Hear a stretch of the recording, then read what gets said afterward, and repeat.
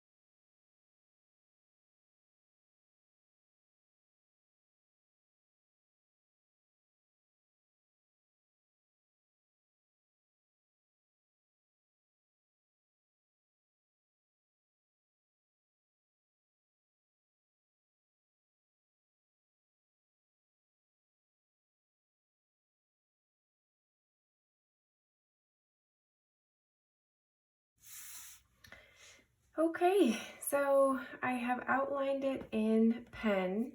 I'm gonna let it sit for just a second. It really doesn't take too long, but I don't want it to be too wet when I go in and erase. I don't want to smudge it.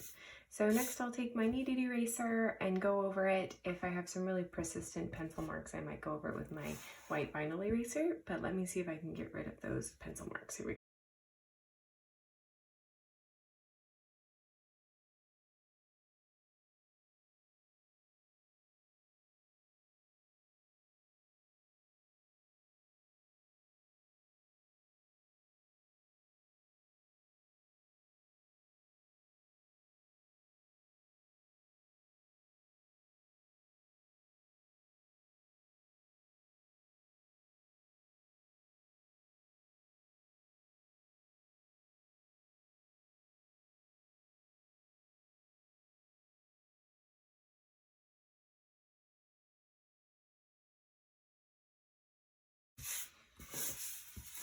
Okay, the final phase once you have erased your pencil marks is to go through and make sure there are no little gaps.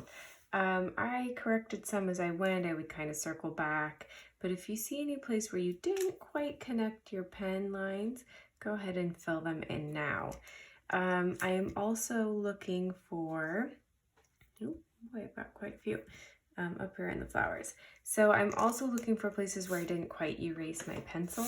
This is the part that people hate and it's so boring and they want to just go over this step and move on to the next thing. It's really important that you take the time to get rid of your pencil marks. Once we add colored pencil, you can't go back in and erase it. So it's important that you take the time now. It's going to add to your finished piece and make it look a lot cleaner and more professional. All right, see if you can get your contour lines and all of your pencil marks erased.